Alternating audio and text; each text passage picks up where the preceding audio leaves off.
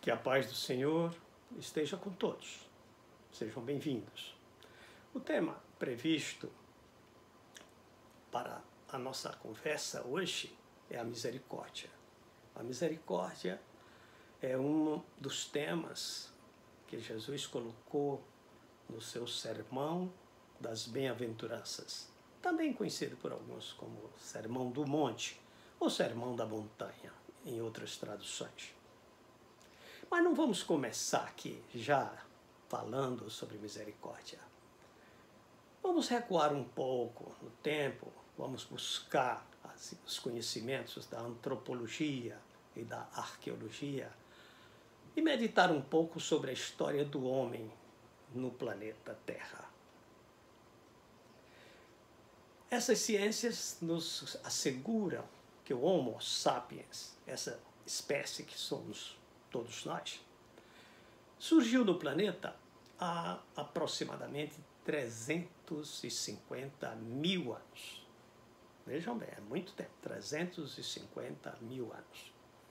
E mais, o Homo sapiens, o homem simplesmente, vamos chamar assim, não surgiu de repente no planeta. Foi um processo evolutivo muito demorado, processo de lentos aperfeiçoamentos até chegar a esta condição do Homo sapiens. Existiram outras espécies mais rudimentares, mais simples, mais próximas da animalidade, que antecederam a espécie humana no planeta e que estão extintas, essas espécies, hoje em dia. Mas, através dessas ciências, antropologia, arqueologia, nós podemos saber como foi a sua passagem pelo planeta. Essas espécies que antecederam o ser humano, aqui na Terra, são geralmente chamadas de hominídeos, para distinguir de nós outros, que somos os homens. Então, os hominídeos, já há registro deles há milhões de anos sobre o planeta. Um dos mais bem documentados são os chamados Australopithecus, que viveram já há 4 milhões de anos sobre o planeta. Depois dos Australopithecus, vieram o que ficou chamado pela ciência como Homo habilis, lá por volta de 2,8 a 3 milhões de anos atrás.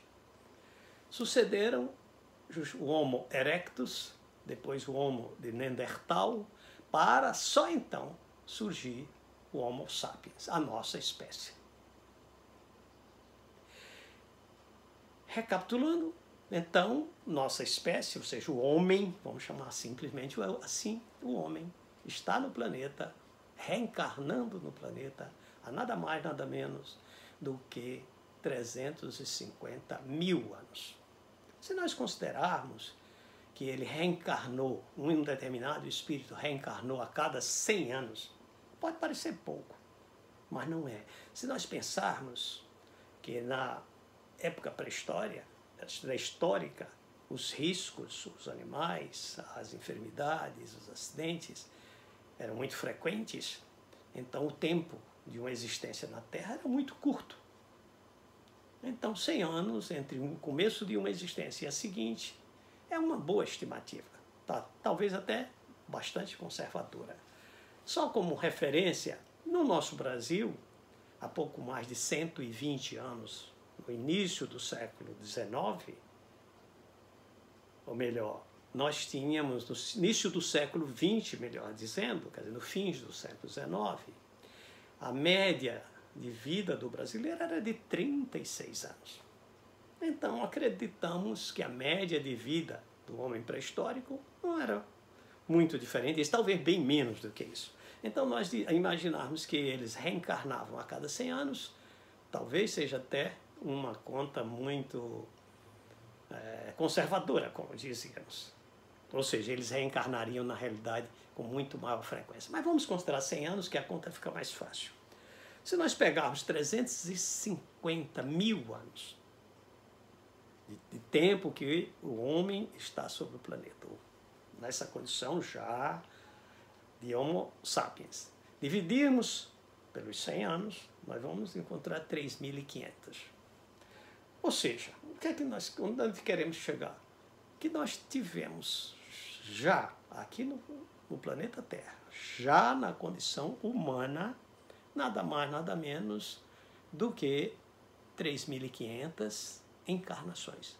Pode ser um pouco mais, pode ser, em vez de 3.500, podem ser 3.000, ou podem ser 4.000 encarnações, mas nós chegamos à conclusão, fácil para essa conta, que nós tivemos alguns milhares de reencarnações no nosso planeta, já na condição humana.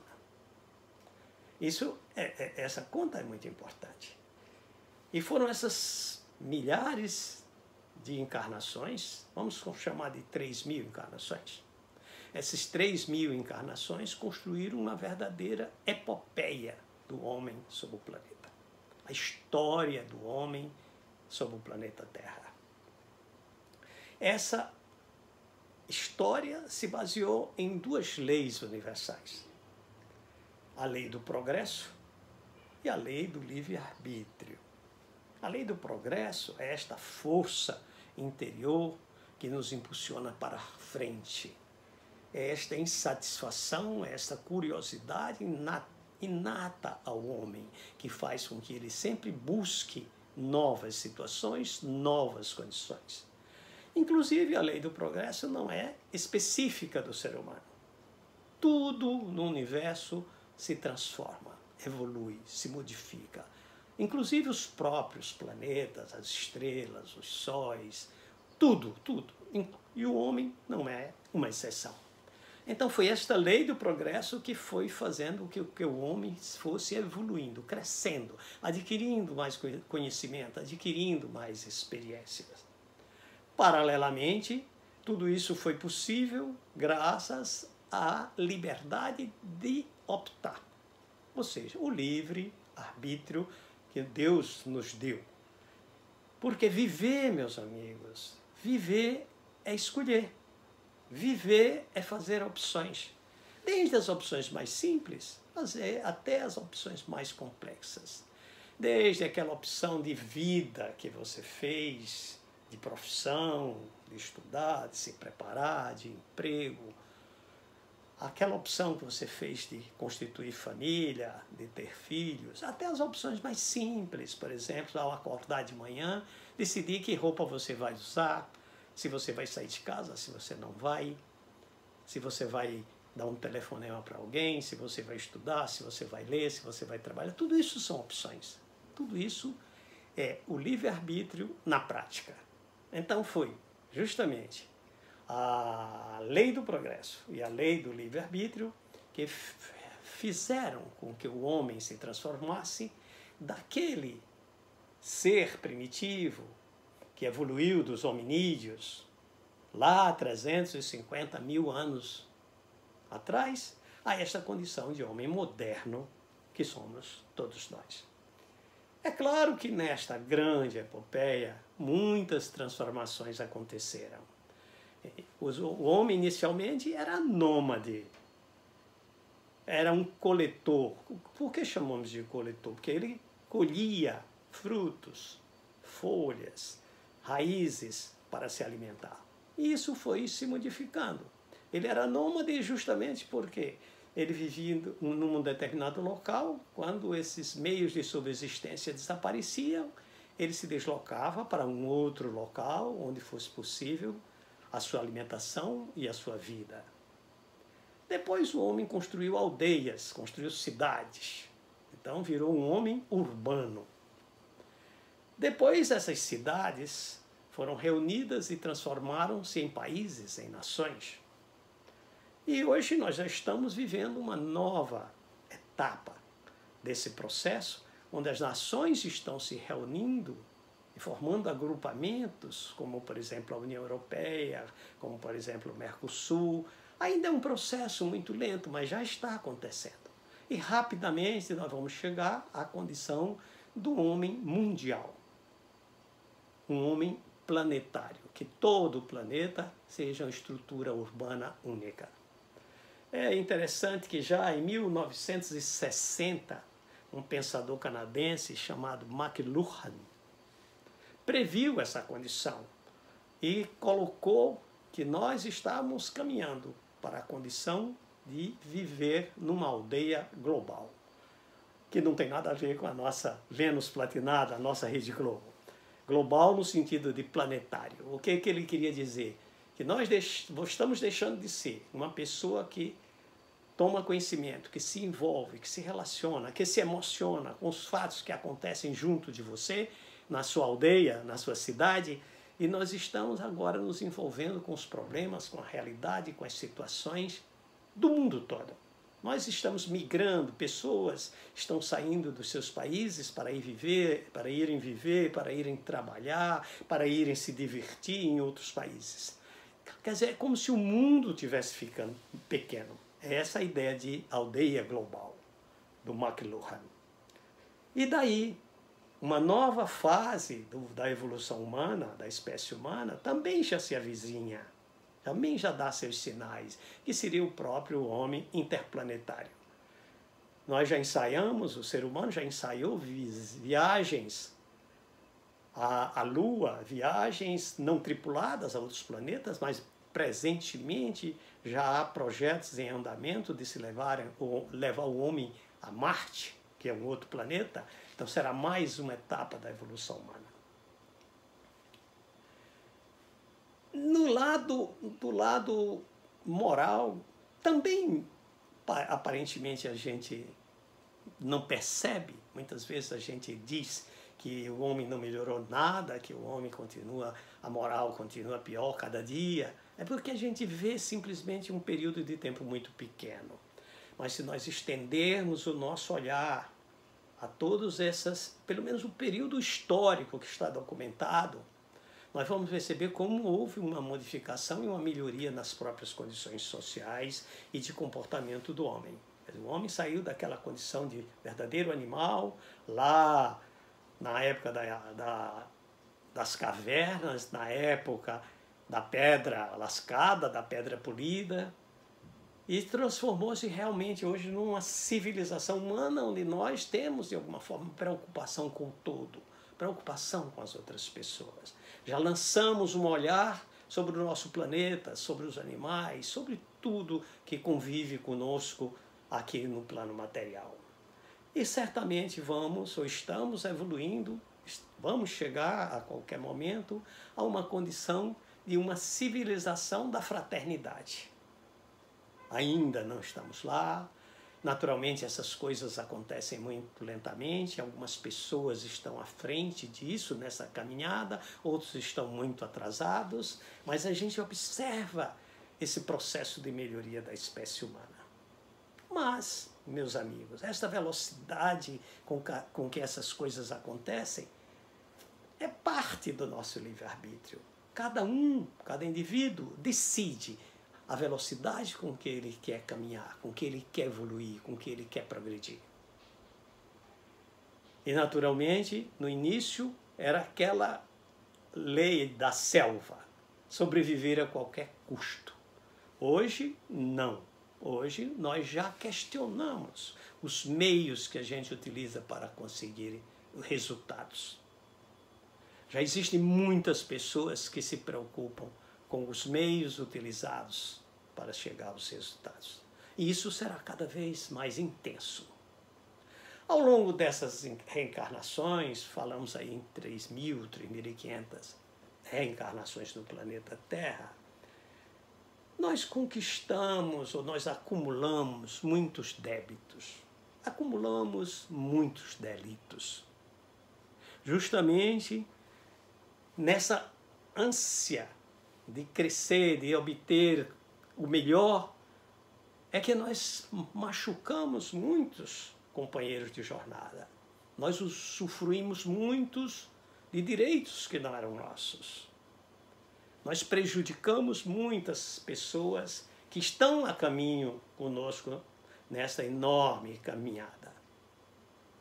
Mas nos perguntamos hoje, o que fazer? O que vai acontecer em função desta carga, dessa quantidade de erros ou de pecados, como chamam alguns, que nós acumulamos?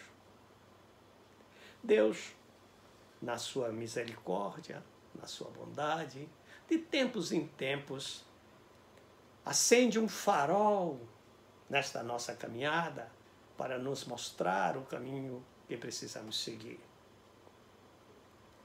Este farol, muitas vezes, é pessoal, muitas vezes é particular, muitas vezes é restrito a um determinado grupo de pessoas, mas outras vezes é um farol que tem uma abrangência muito maior, ou tem uma abrangência universal. Podemos citar, por exemplo, a vinda de Moisés e os 10 mandamentos da lei mosaica. Isso foi um divisor de águas. Isso foi uma luz a mostrar como o homem precisa se comportar nesta sua caminhada. Que não vale, que não é possível, não é permitido a lei de cada um por si, a lei de atropelar os outros, a lei de conquistar de qualquer forma. Os 10 mandamentos foi, digamos, o primeiro grande farol, o primeiro grande elemento a definir o caminho que o homem precisa seguir.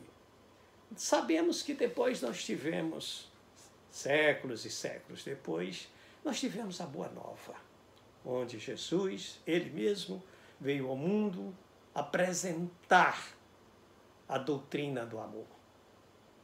E o próprio Jesus assim definiu, quando lhe perguntaram qual era o maior mandamento, e ele respondeu: amar a Deus sobre todas as coisas. E o segundo, acrescentou ele, amar ao próximo como a si mesmo.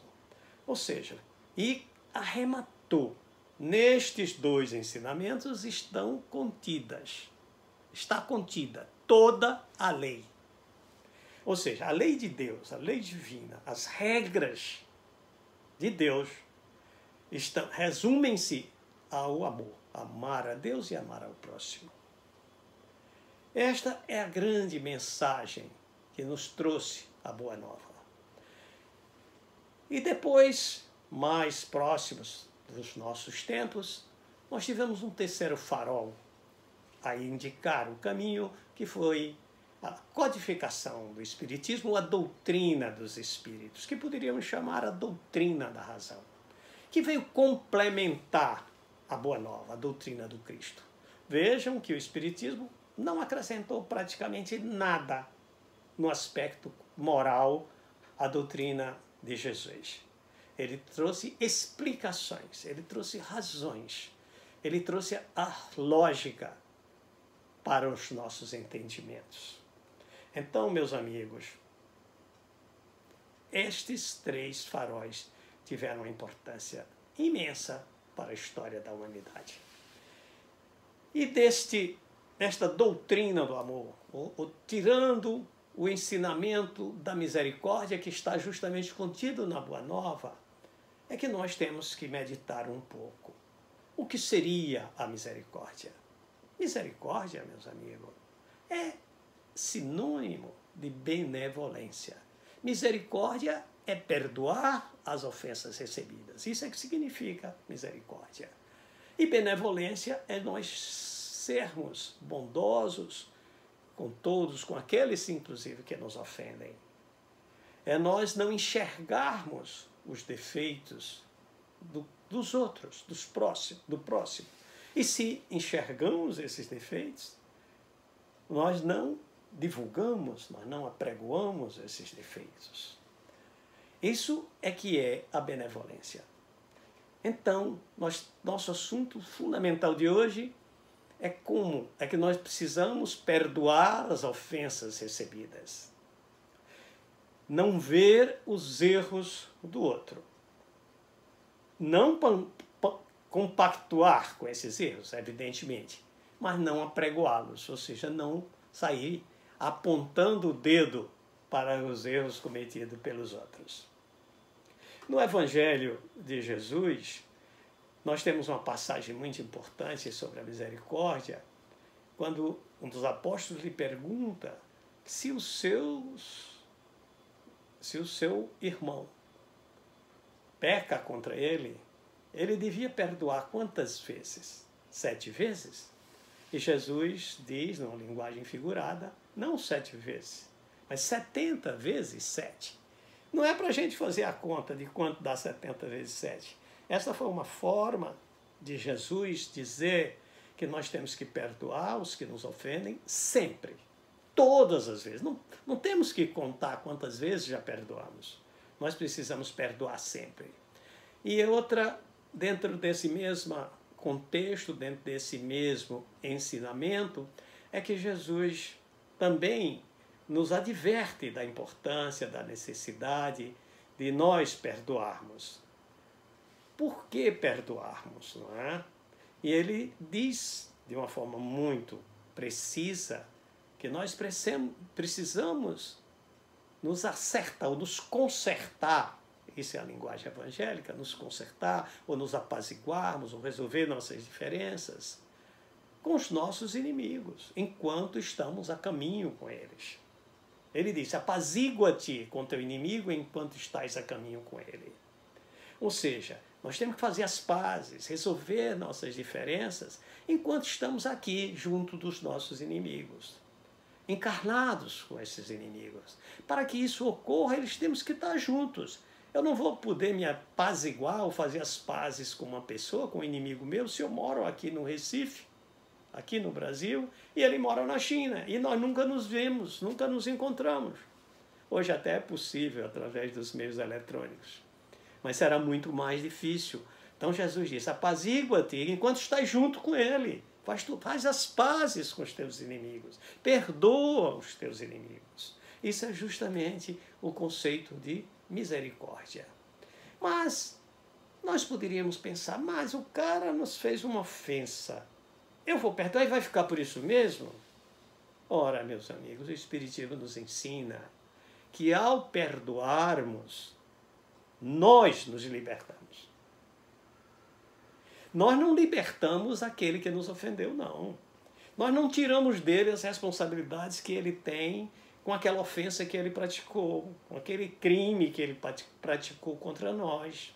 Agora, na hora que eu o perdoo, eu me libertei.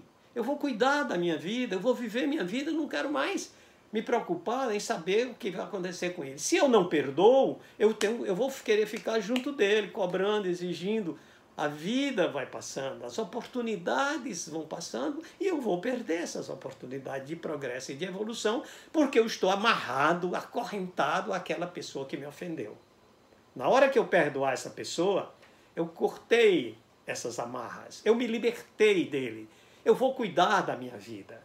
Então a grande importância do perdão é que o perdão liberta, mas o perdão liberta quem perdoa. Porque quem praticou a ofensa, mesmo perdoado, vai ter que responder perante a lei. Vai ter que responder por este erro cometido. E tem mais, Jesus também nos ensinou sobre o perdão, sobre a misericórdia, que nós precisamos perdoar para podermos ser perdoados. Com a medida que medirdes, também vós serão medidos, nos disse Jesus.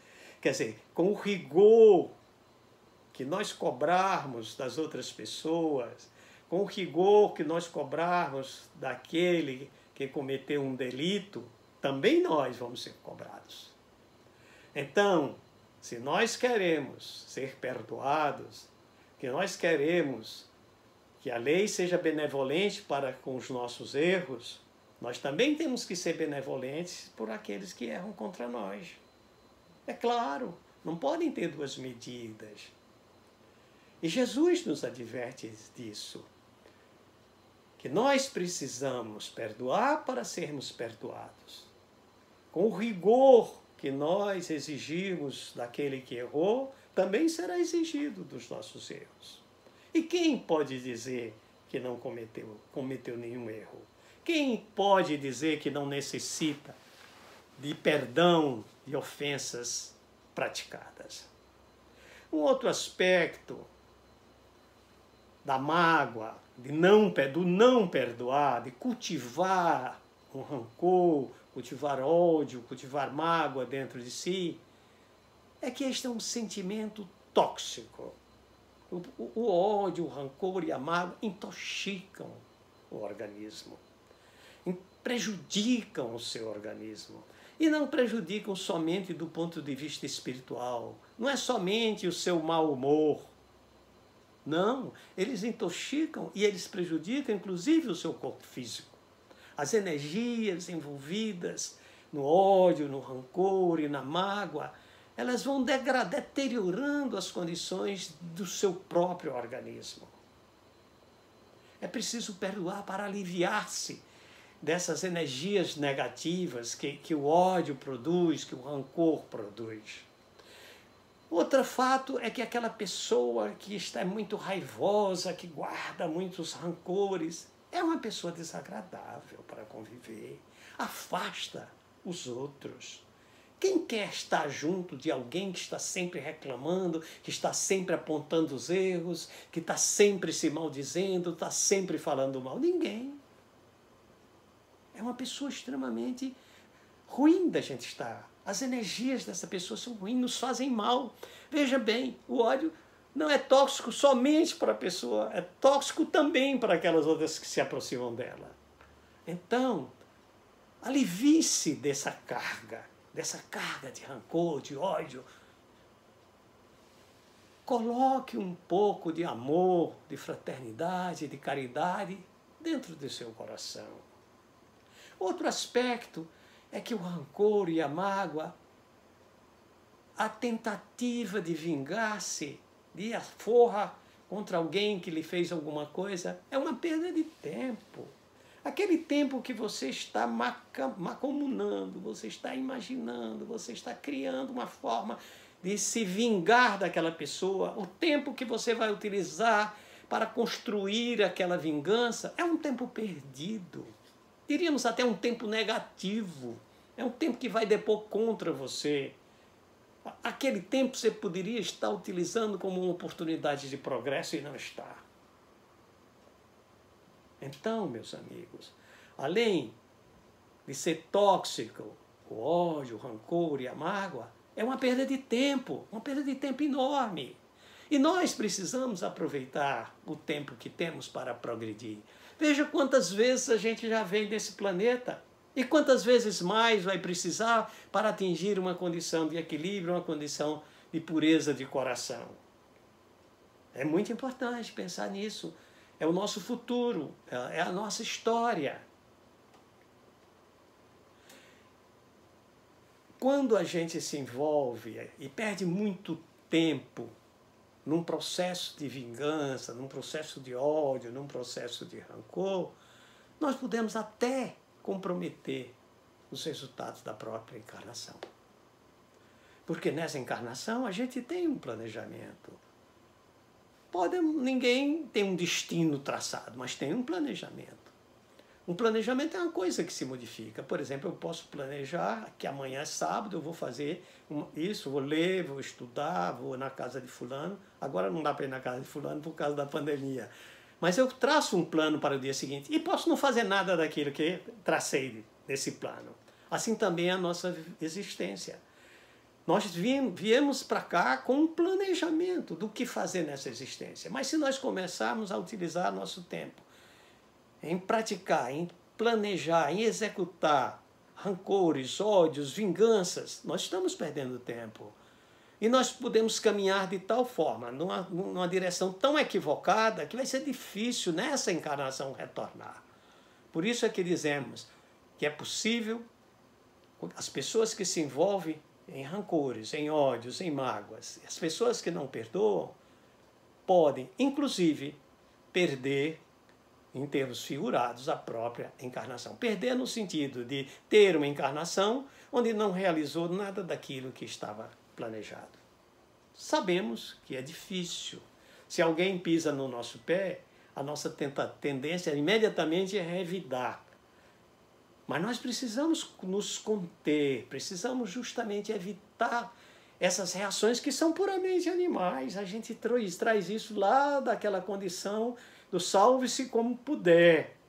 Lá quando estávamos ainda habitando as cavernas, lá nos primórdios do Homo sapiens, ou mesmo ainda naquela condição de hominídeos que antecederam o Homo sapiens. Será que depois de 350 mil anos, nós ainda vamos nos comportar como animais? Reagindo como animais a uma agressão qualquer, a um ataque qualquer? Ou já somos seres inteligentes e seres racionais, que analisam as vantagens e desvantagens, que enxergam os outros e que sabem que também nós cometemos os nossos delitos e que também nós precisamos que sejamos perdoados? É uma coisa para pensarmos. É uma coisa mais do que para pensarmos. É uma coisa para nós começarmos a praticar. Desde as pequenas coisas, desde os pequenos fatos. Nós temos que exercitar, nos exercitarmos no sentido do perdão, no sentido de minimizarmos as ofensas recebidas. Não estamos nem colocando aqui que a gente se exponha. Se a gente sabe que uma determinada situação, determinada pessoa é agressiva, vamos desviar dessa condição. Mas se acontecer, não vamos perder a nossa vida, não vamos perder o nosso tempo, não vamos intoxicar o nosso organismo guardando e destilando mágoas e ódios e rancores e vinganças. Até porque, meus amigos, nós temos que saber que não cai uma folha de uma árvore que não seja pela vontade de Deus, que não seja pelas leis de Deus. Se algo de ruim nos acontece, é porque nós estamos vulneráveis àqueles fatos e àquelas agressões. E por que estamos vulneráveis? Estamos vulneráveis porque nós também praticamos agressões semelhantes. Se não nesta, mas em outras existências anteriores. Eu diria aqui o que minha mãe que dizia de vez em quando de alguma pessoa que não era uma pessoa boa. Ela dizia: fulano não é flor que se cheire. E aí, parafraseando, imitando minha mãe, eu diria que nós, todos que estamos nesse planeta, ainda não somos flor que se cheire. Ou seja, nós todos ainda estamos cheios de defeitos que precisam ser purificados, que precisam ser consertados. Afinal de contas, o objetivo da vinda aqui para o plano material, das encarnações, e veja que a gente já veio mais de 3.000 vezes, só aqui nessa vida, só nessa condição humana, é justamente para nós aperfeiçoarmos, adquirirmos conhecimento e aperfeiçoarmos o nosso modo de agir, o nosso modo de nos portarmos. É o chamado, a chamada evolução intelectual, que é a evolução do conhecimento, e a evolução comportamental, que é a evolução moral. Nós precisamos crescer, evoluir, nesses dois sentidos. E a evolução moral, a gente precisa, é mais difícil. A evolução intelectual, você vai para uma escola, você assiste uma aula, você faz um estágio e você aprende um conhecimento novo. Mas a evolução moral, você tem que praticar, é dentro de você. São as suas atitudes. E mais do que as atitudes, são os seus sentimentos e são os seus pensamentos. Nós temos um desafio imenso, que é domar, a palavra é essa mesma, o verbo é esse mesmo, domar os nossos instintos, os nossos sentimentos. E não é fácil, e não é fácil. Todos nós sabemos disso. Mas é um esforço que cada um é que tem que fazer. Por mais que a gente goste de outro, mais que uma mãe goste de um filho, ela não pode botar 1 milímetro sequer na construção da sua evolução. Ela pode orientar, ela pode divertir, mas as transformações são pessoais, são íntimas. E nós estamos aqui para fazer essas transformações. Nós já viemos 3.000 e tantas vezes para tentar melhorar. É claro, o Espiritismo nos ensina que cada encarnação, em cada momento a gente melhora ou se transforma um pouquinho. Mas, gente, vamos aproveitar mais as oportunidades. Agora que nós já temos a consciência, que nós já temos Moisés, que nós já temos a Boa Nova, que nós já temos o Espiritismo que nos mostra o que é preciso fazer. Vamos nos empenhar, vamos dar o máximo de nós mesmos no sentido de aperfeiçoarmos e de domarmos esses instintos que sempre vão nos causar muito mal e muito mal àquelas pessoas que convivem conosco. E para domá-los, nós viremos mais 1, 2, 10, 100, 300, 1000 vezes que sejam necessárias. Até para a gente ser mais prático, para não apanhar tanto da vida, para não sofrer tanto, porque esse mundo não é uma colônia de férias. Esse mundo é um mundo de desafios. Então, meus amigos, para a gente não ter que voltar para situações tantas vezes, vamos aproveitar ao máximo cada uma das vidas que vivemos aqui nesse planeta. Vamos aproveitar esta vida que estamos vivendo. E neste sentido, vamos aproveitar para aprender um pouco mais no sentido do perdão, no sentido da misericórdia das ofensas recebidas. Vamos procurar colocar a benevolência e a bondade dentro do nosso coração, porque depois tudo isso junto vai construir o amor ao próximo, que é pregado pela Boa Nova. Que Jesus tenha misericórdia. Olha aí, misericórdia. Que Jesus tenha misericórdia dos nossos erros, dos nossos pecados, e que nos dê cada vez mais oportunidades de retificarmos e de aprendermos tudo aquilo que ainda precisa ser burilado na nossa personalidade. Que Deus nos ajude.